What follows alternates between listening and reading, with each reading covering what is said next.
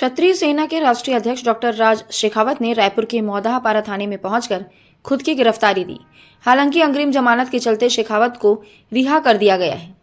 आपको बता दें कि सूदखोरी के आरोप में वीरेंद्र तोमर की गिरफ्तारी को लेकर शेखावत ने पुलिस अधिकारियों के घर में घुसकर कार्यवाही करने की धमकी दी थी। डॉक्टर राज शेखावत ने गिरफ्तारी से एक दिन पहले ही सोशल मीडिया पर आमंत्रण यात्रा निकालने और शाम 4 बजे थाने में गिरफ्तारी देने की घोषणा भी की थी। वहीं जैसे ही शेखावत थाने में पहुंचे, बाहर उनके समर्थक जमा हो गए और उन्होंने पुलिस के खिलाफ जमकर नारेबाजी की है। हालांकि किसी भी अप्रिय स्थिति से निपटने के लिए पुलिस ने पुख्ता इंतजाम किए थे। थाने के बाहर एक एसएसपी, 2 सीएसपी, शहर के 5 थाना प्रभारियों सहित बड़ी संख्या में पुलिस बल तैनात किया गया था। दरअसल ये सारा विवाद सूदखोरी के आरोपित वीरेंद्र तोमर के जुलूस को लेकर शुरू हुआ। शेखावत ने पुलिस पर सवाल उठाते हुए यह धमकी दी थी कि वे पुलिसकर्मियों के घर में घुसकर कार्रवाई करेंगे। मेहनत करना पड़ता है। ये मानवाधिकार में जाएगा, किसी पर भी क्षति मारने की।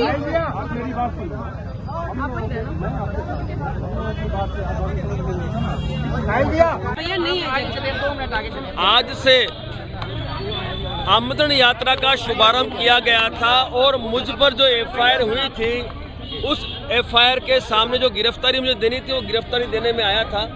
अब यहाँ से मैं गिरफ्तारी देके जमानत लेके वापस जा रहा हूँ। लेकिन 7 तारीख का जो हमारा आयोजन है, वो पीड़ित परिवार द्वारा आयोजित आयोजन है, समस्त क्षत्रियों द्वारा आयोजित आयोजन है। इनकी अध्यक्षता पीड़ित परिवार द्वारा की जा रही है और क्षत्रिय स्वाभिमान न्याय महापंचायत का आयोजन है। और इस आयोजन को हम 7 तारीख को कई सारी मांगों को लेकर करने जा रहे हैं।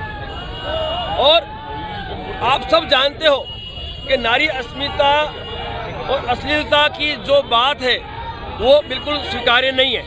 साथ ही साथ आप सबने देखा होगा कि जिस तरह से वीरेंद्र तोमर के साथ जो बर्ताव हुआ, वो भी स्वीकार्य नहीं है, क्योंकि ये लोकतंत्र है। लोकतंत्र में, इस लोकशाही में न्यायपालिका है, सजा का हक उन्हीं को है। तो इसलिए हमने 7 तारीख का जो आयोजन किया है, क्योंकि वो जो हमारी जो बहन बेटियां हैं, उनकी अस्मिता के लिए भी किया है और स्वाभिमान के लिए भी किया है। आप लोगों से पूछता हूँ कि भाई आप मुझे एक चीज बताइए, फरियाद हो गई, फरियाद होने के पश्चात एक फरियाद होने के पश्चात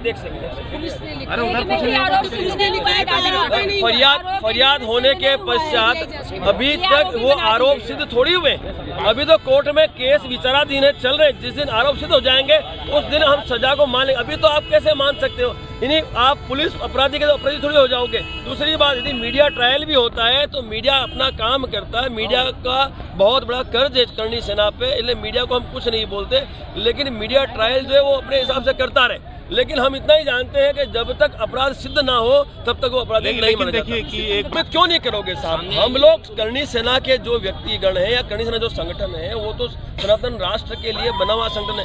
अब सनातन राष्ट्र के लिए बना है, सनातनियों के लिए बना है, तो हम तो निष्पक्ष है, क्षत्रिय है। हमारा छात्र धर्म है कि हम निष्पक्षता से न्याय दें।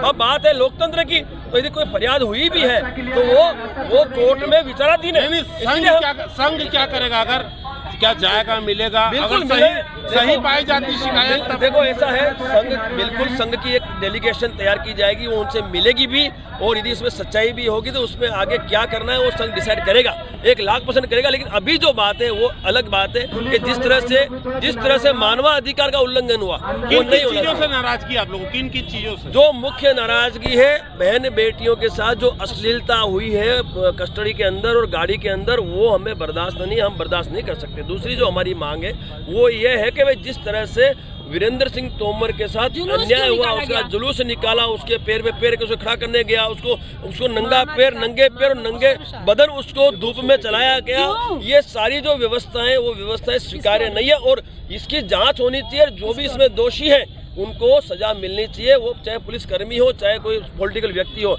और हमने मांग रखी है, हमारी 10 मांग है, उन 10 मांगों में वो भी एक मांग है कि ये जो भी दोषी है उसको सजा मिलनी चाहिए।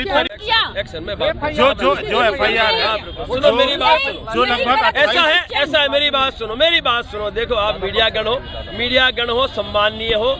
जब तक वो जिस पे फरियाद हुई है वो सजा उसको कोर्ट नहीं दे दी थी, तब तक ये नहीं माना जाता। इसलिए आपको समझना चाहिए। एक सेकंड, नहीं कोई बात नहीं बहन, वो मीडिया उनको प्रश्न करने का अधिकार नहीं बोलना है।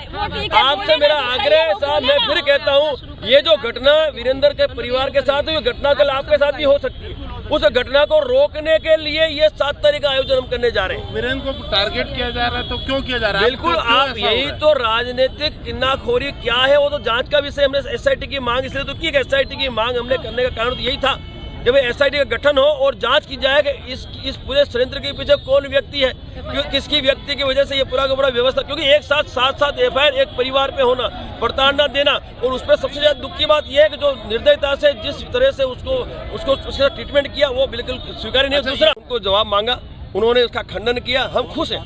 उन्होंने खंडन किया कि उन्होंने देखा भाई गलत मैं बोल दिया, क्योंकि करणी सेना माँ करणी की पवित्र सेना है और माँ करणी किसी को बख्शती नहीं। साहब, माँ करणी अपने भक्तों पे आशीर्वाद रखती है। मैं आपसे फिर कहता हूँ, यदि इसी तरह से गृह मंत्री साहब जो है, गृह मंत्री साहब इस पीड़ित परिवार को यदि सुन भी ले तो क्या आपत्ति है भाई? सुन लेंगे तो हमें कुछ करने की आवश्यकता ही नहीं है। इसलिए हमारा आपके माध्यम से गृह मंत्री साहब से आग्रह है कि साहब इस परिवार को बुलाओ, डेलीगेशन को बुलाओ, बैठ के मीटिंग करो, इनको समझो, सुनो और उनको न्याय दो, ताकि ये जो व्यवस्था बिगड़ी है वो बिगड़े नहीं। ये नहीं, कोई डर बात के मारे तो नहीं आ रहे? नहीं, कोई डर नहीं है। सुनो, किसी को कोई डर नहीं ऐसा है। है, सुनो, पीड़ित परिवार यदि परेशान है तो उनके पास देखो, मेरी बात सुनो, है ना, पुलिस प्रशासन है, उन्होंने फरियादें आगे की है ना, और अगर यहाँ फरियादें, भाई न्यायपालिका है इस देश में, वो न्याय करेगी। हम तो इसलिए उतरे कि आज इनके साथ हुआ, कल इसका पुनरावर्तन आपके साथ नहीं हो, इनके साथ नहीं, इसलिए हम जो कर रहे हैं इस छत्तीसगढ़ के नागरिकों की भलाई के लिए कर रहे हैं। कौन पैसा लिया है?